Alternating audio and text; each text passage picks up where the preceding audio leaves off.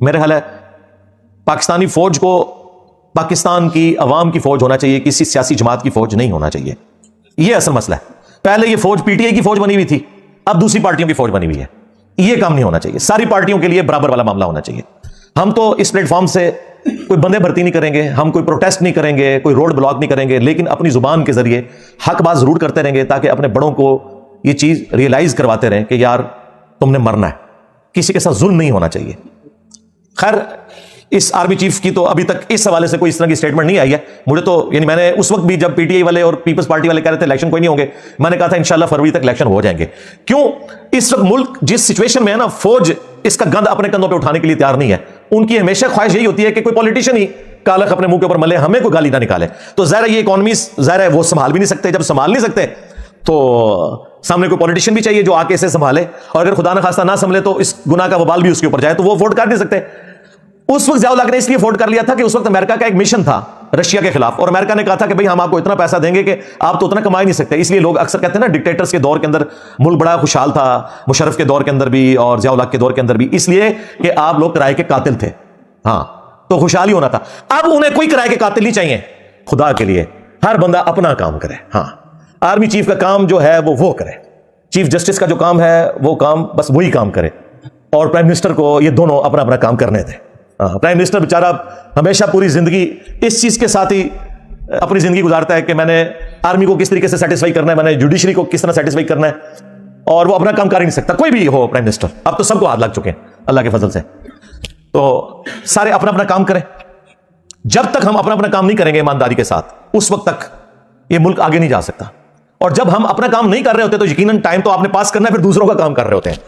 اور جب دوسروں کا کام کرتے ہیں تو اپنا کام بھی رہ جاتا ہے اور دوسروں کا خراب ہی ہوتا ہے، وہ بنتا کوئی نہیں. جس کو میں کہتا ہوں لچ فرائی کرنا، یہ لچ فرائی کرنا چھوڑ دیں.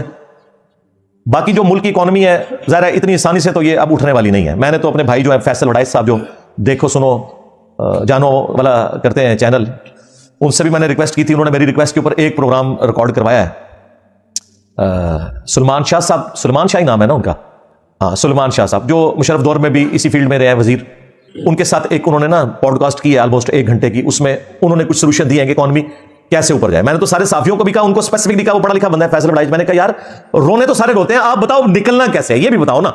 آپ دیکھو سارے افلاطون بٹھائے ہوتے ہیں ٹی وی چینلز کے اوپر بھی کہ جی یہ خراب ہو گیا وہ، میں نے کہا نکلیں گے کیسے. تو انہوں نے کچھ سولوشنز دی ہیں، کچھ میں نے بھی سجیسٹ کیے تھے کہ سب سے پہلے تو ہماری سیکورٹی کی جو صورتحال ہے جب تک یہ بہتر نہیں ہوتی فارن انویسٹمنٹ یہاں نہیں آ سکتی. سیدھی سی بات ہے، جہاں ہم خود محفوظ نہیں ہے وہاں باہر کا کوئی بندہ آ کے انویسٹمنٹ کہاں سے کرے گا، خواہ وہ ٹورزم کی فارم میں ہو یا کوئی یہاں پہ انڈسٹری لگانے والا معاملہ ہو. اس کے بعد اسٹیبلٹی بھی آنی چاہیے، جو میں شروع سے کہہ رہا ہوں کہ 2 چارٹر لکھے جانے چاہیے. چارٹر آف ڈیموکریسی کہ کوئی کسی کی ٹانگ کھینچ کے گورنمنٹ کو نہیں گرائے گا، جس طرح 2017 میں ہوا اور 2022 میں ہوا. دوسرا چارٹر آف اکانومی کہ گورنمنٹ بدل بھی جائے تب بھی جب ایک گورنمنٹ کوئی ڈیسیژن کرے اکانومی کے پوائنٹ آف ویو سے وہ چلتا رہے گا، وہ چینج نہیں ہوگا. وہ ساری کی ساری جماعتیں بیٹھ کے اس کے اوپر ڈیسیژن کریں، اور 5 دفعہ اسمبلیوں کو ایک انسانوں کی طرح وقت پورا کرنے دیں. پھر انشاءاللہ تعالیٰ کوئی معاملات اسٹیبلٹی کی طرف جائیں گے. اس کے بعد جو امیر لوگ ہیں ان سے ٹیکس لیا جائے. غریب تو بیچارہ صابن کی ٹکیا کے اوپر بھی دے رہا ہے ٹیکس، پیٹرول کے اوپر بھی 1 لیٹر موٹر بائک میں ڈلواتا ہے نا تو بیچارہ وہ آلموسٹ تیسرا حصہ اور بعض اوقات آدھا حصہ ٹیکسز میں دے رہا ہوتا ہے. اور جو مہنگی گاڑیوں والے ہیں وہ بھی اتنا ہی ٹیکس دے رہے ہوتے ہیں. اور کاروباری طبقہ تو آپ کو پتہ ہے وہ تو ٹیکس چوری کر رہا ہوتا ہے. سیدھی سی بات ہے، آپ کی کتنی سٹیل ملز اور باقی ان لوگوں کے بجلی کے بل دیکھیں آپ تو آپ حیران ہو جائیں گے. اور جب یہ کریک ڈاؤن شروع ہے تو کاروباری چھوڑ دے، غریب بھی جو ہے نا بجلی چوری کر رہا ہے، امیر تو کر ہی رہا ہے. تو یہ جو چوریوں والا معاملہ ہے یہ بھی رکے، فوری انصاف والا معاملہ ہو. ٹیکسز جب تک نہیں ہوں گے ملک نہیں اٹھے گا، ٹیکس کے بغیر نہیں ہو سکتا. زکوٰۃ کا نظام اس صورت میں ہوگا جب ایمانداری کے ساتھ لوگ زکوٰۃ گورنمنٹ کو دیں اس امید کے اوپر کہ گورنمنٹ صحیح جگہ خرچ کرے گی، اور وہ ہمیں تو کوئی امید نہیں ہے لہٰذا ہم تو اپنی زکوٰۃ خود ہی دیں گے. سارے اس لیے خود دیتے ہیں. اب دوسرا ذریعہ وہ ٹیکسز والا ہے. یورپ امریکہ کی ہم بات کرتے ہیں تو بھائی وہاں 40% ٹیکس دیتے ہیں اپنی انکم کا. 100 میں سے 40 روپے گورنمنٹ کو دیتے ہیں، 60 روپے اپنے پاس رکھتے ہیں. تو لیکن گورنمنٹ بھی تو ان کو ساری فیسلٹیز دیتی ہے نا. یہاں پہ ایسی صورتحال نہیں ہے. ایک صحت کارڈ شروع ہوا تھا تو وہ بھی آلموسٹ آخری سانسیں لے رہا ہے. ٹھیک ہے، بے نظیر انکم سپورٹ پروگرام جو ہے وہ ماشاءاللہ چل رہا ہے. تو کچھ چیزیں چل رہی ہیں لیکن زیادہ تر چیزیں تو اپنی موت خود مر جاتی ہیں. ابھی پچھلے دنوں میں خبروں میں دیکھ رہا تھا کہ پنڈی اسلام آباد کے 6 ہاسپٹلز کے پاس بجٹ ہی ختم ہو گیا. وہ جو غریب لوگ علاج کرواتے تھے وہ کہتے ہیں ہمارے پاس پیسے نہیں، کہاں سے؟ ظاہر ہے ملک کمائے گا تو خود بھی کھائے گا اور کسی کو کھلائے گا نا. تو ملک ہمارا کما تو کوئی نہیں رہا, یہ ادھار کے پیسے اٹھاتے ہیں, وہ خرچ کر دیتے ہیں. بھائی ادھار ہمیں اس لیے ملتا ہے کہ ہم آگے, سب سے زیادہ دنیا میں اگر کوئی مقروض ہے تو امریکہ ہے, اور ٹاپ پہ بھی اکانومی ہے تو امریکہ کی ہے. بھائی اگر وہ اٹھاتے ہیں نا قرضہ تو وہ اس کو انویسٹ کر کے اس میں سے جنریٹ بھی کرتے ہیں, ہم صرف لے کے کھاتے رہتے ہیں. جب ختم ہو جاتا ہے تو پھر ہم کسی سے اور ادھار مانگتے ہیں, تو کب تک کوئی ادھار ہمیں دے گا؟ ایک اصول کے اوپر کھڑے ہوں, پہلے مسلمان بنے پھر پاکستانی بنے, اور اس کے بعد آپ نے اسٹیبلشمنٹ کا اعلی کار بننا ہے, ان کا بنے, پی ٹی آئی کا یا نون لیگ کا یا پیپلز پارٹی کا اعلی کار بننا ہے, وہ بعد میں بنے. پہلے آپ اپنی جو کمٹمنٹ ہے نا وہ پوری کریں, جو اللہ کے ساتھ ہے اور جو اس ملک کے ساتھ ہے, اس ملک کے آئین کے ساتھ ہے. یہ اپنی باقی جو ایفیلیشنز ہیں نا ان کو بعد میں لے کے آئیں. لیکن ہم لوگ جو ہے نا اپنے ذاتی مقاصد کو پہلے نمبر پہ رکھتے ہیں, باقی ساری چیزوں کو بعد میں لے کے آتے ہیں, اور پھر وہ دیکھ لیں اب کیا اشر ہو رہا ہے. ساروں نے مزہ چکھ لیا ہے. ہاں, قرآن پاک میں اللہ تعالیٰ نے واضح یہ فرمایا, وَلَا يَجْرِمَنَّكُمْ شَنَآنُ قَوْمٍ عَلَىٰ أَلَّا تَعْدِلُوا اعْدِلُوا هُوَ أَقْرَبُ لِلتَّقْوَىٰ. دیکھنا کسی قوم کی دشمنی تمہیں اس بات پہ نہ ابھارے کہ تم انصاف کا راستہ چھوڑ دو. انصاف کرو, یہی تقوی کے قریب ہے, یہی تقوی کی روش ہے. تو انصاف کریں, وہ آپ کا رائٹ ہے.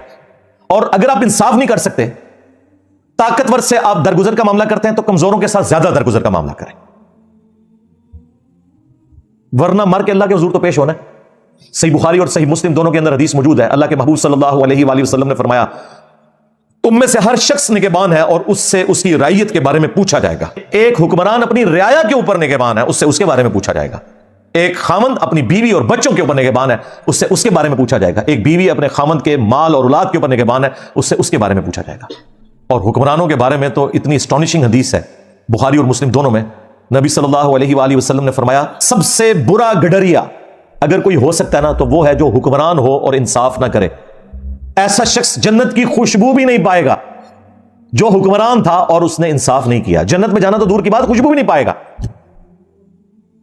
اچھا, یہاں پہ لوگوں کو شوق بڑا ہے شیروانی پہننے کا, ہاں جی, اسی طریقے سے وہ گونے پہننے کا جو ججوں نے پہنی ہوتی ہیں, اس طریقے سے یہ فوجیوں کے بیج لگوانے کا, لیکن پتہ نہیں کہ اس کے ساتھ ہمیشہ کی ناکامیاں یا کامیابیاں جڑی ہوئی ہیں. اگر انصاف کیا تو وہ بخاری مسلم میں حدیث ہے, 7 لوگوں کو اللہ کے عرش کا سایہ نصیب ہوگا قیامت کے دن. پہلا شخص وہ ہے جو عادل حکمران ہوگا, عدل کرنے والا. یہ جج جو ہے نا دنیا میں, یہ اللہ کی کرسی پہ بیٹھے ہوئے, اگر انصاف کریں گے سب سے پہلے یہ لوگ جنت میں جانے والے ہیں. اور اگر یہ ناانصافی کریں گے تو ان کو اللہ کے عذاب سے بچانے والا کوئی نہیں ہے. یعنی جو بھی ڈومیننٹ پوسٹ ہے, خواہ وہ جج ہوں, جرنیل ہوں, پرائم منسٹر ہوں, سب سے بڑھ کر تو پرائم منسٹر, چونکہ وہ عوامی نمائندہ ہے, وہ سب سے پہلے اکاؤنٹیبل ہے. اسی لیے تو دیکھیں سیدنا عمر نے خالد ابن ولید کو آرمی چیف کے عہدے سے اتار دیا تھا, کیونکہ وہ بعض اوقات امیر المومنین کی انسٹرکشنز کا انتظار کیے بغیر اگلی ایکٹیویٹی پرفارم کرتے تھے. حضرت عمر نے کہا کہ نہیں, جو بھی تم ایکٹیویٹی پرفارم کرتے ہو الٹیمیٹلی میں اللہ کے حضور پکڑا جاؤں گا. تمہاری کسی ایکٹیویٹی جو غلط بھی ہو جائے میں اللہ کو کیا جواب دوں گا. ان کا ڈیسیژن بالکل اپنی جگہ درست تھا. اور پھر انہوں نے یہ بھی کہا کہ دیکھو اب تو یہ شام کی سرزمین فتح ہو چکی ہے, اب ہمیں کوئی فوجی گورنر نہیں وہاں چاہیے. دیکھ لیں حضرت عمر بھی کتنے ڈیموکریٹک تھے, وہ کہتے تھے فوجی نہیں حکومت چلا سکتے. ہاں, انہوں نے کہا ابو عبیدہ ابن جرح کو بھیجوں گا جس کی رسول اللہ کے ساتھ صحبت ہے, وہ سیاسی معاملات کو چلا سکتے ہیں, کیونکہ تم تلوار کی زبان سے بات کرو گے, تلوار سے آپ عوام کو نہیں قابو کر سکتے. اس کے لیے ڈاکٹرن کی ضرورت ہوتی ہے, سیاسی سمجھ بوجھ کی ضرورت ہوتی ہے. تو لوگوں کو تو پتہ ہی نہیں ہے کہ حضرت عمر نے کوئی جذباتی ڈیسیژن کیا ہے. بالکل صحیح ڈیسیژن کیا تھا, بالکل صحیح ڈیسیژن کیا تھا انہوں نے.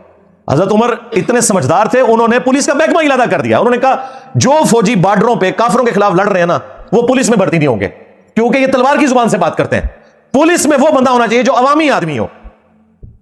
ویسے اب ہماری پولیس کا بھی ڈنگ کافی حد تک نکل چکا ہے. ہاں میں بتاؤں, ہمارا تو چونکہ بڑے عرصے سے انٹریکشن ہے نا, تو میرا تو بڑا اچھا تجربہ رہا ہے اس حوالے سے. کافی حد تک اب پڑھے لکھے نوجوان بچے آ رہے ہیں, اور وہ ٹریننگ بھی بڑی اچھی ہو رہی ہے. پہلے بھی ہوتی تھی لیکن وہ اس ماحول میں آگے خراب ہو جاتے تھے, لیکن اب کافی بہتری آ رہی ہے. جب سے ڈاکٹر عثمان صاحب آئے ہیں انہوں نے تو وہ سارے کا سارا ایک سلسلہ, ایک پڑھا لکھا بندہ آیا ہے, کافی بہتری وہ لے کے آئے, لیکن ابھی بھی بہت بہتری کی ضرورت ہے. لیکن یہ حضرت عمر کا ویژن دیکھیں کہ فوجی کوئی پولیس کی ڈیوٹی نہیں کرے گا, کیونکہ پولیس میں وہ بندہ ہونا چاہیے جو گفتگو کر کے اگلے بندے کو قائل کر سکے, یہ نہیں کہ بات بات پہ اسلحہ نکال لے. تو یہ ہمارے بڑوں کا ایک ویژن تھا. تو ہم ظاہر ہمارے لیے تو رول ماڈل خلفائے راشدین ہی ہے نا, جنہوں نے اتنی بڑی بڑی حکومتیں چلائی ہیں بڑی کامیابی کے ساتھ, اور دنیا سے اس حال میں گئے ہیں کہ انہوں نے اس سسٹم سے کوئی بینیفٹ حاصل نہیں کیا, اسی طریقے سے چٹائی پہ زندگی گزری ہے اور دنیا سے چلے گئے, اور دنیا میں اپنا نام چھوڑ کے گئے. رضی اللہ عنہم اجمعین وعلیہم السلام اجمعین, آمین.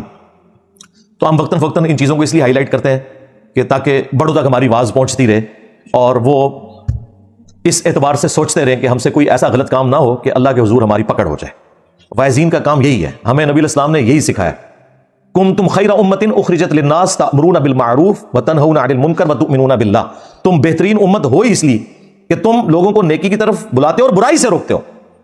اور اللہ پر ایمان لاتے ہو. ایمان بعد میں ذکر کیا, نیکی کا حکم اور برائی سے روکنا پہلے ذکر کیا. تو یہ وائزین کا یہی کام ہے کہ وہ اپنی زبان سے کم از کم برائی کو روکیں گے, اس لیے ایٹ لیسٹ زبان سے روکنا چاہیے. ہمارے استاد ڈاکٹر سعد صاحب رحمہ اللہ کہا کرتے تھے گونگے شیطان نہیں بننا چاہیے, کم از کم زبان ضرور کھولو. اور اس طرح کا زبان کھولنا کسی کو نصیحت کرنا فائدہ دے دیتا ہے. بعض اوقات کوئی بات انسان کی پھنسی ہوئی ہوتی ہے تو وہ نکل جاتی ہے کہ یار نہیں, واقعی سوچنے کی ضرورت ہے کہ یہ ہم کیوں کر رہے ہیں, ہمیں یوں نہیں کرنا چاہیے. تو یہ فائدہ ہوتا ہے. چھڑ دو یار, جو کچھ آپ کو بتایا جا رہا ہے ایسا نہیں ہوتا, ایسا تو نہیں ہوتا. ہاں ہاں, وہ ساری کی ساری امیدیں تو بڑھ گئیں, یعنی کہ مر گئیں. ٹھیک ہے نا, ایسا تو نہیں ہوتا یار. میں نے کہا چلے آپ کو اتنی خوش گفتگو کے بعد ہنسا دیں. ٹھیک ہے جی, صلو علی محمد و آل محمد, اللہم صلی علی محمد وعلی آل محمد واصحاب محمد وازواج محمد و امت محمد اجمعین الی یوم الدین, آمین.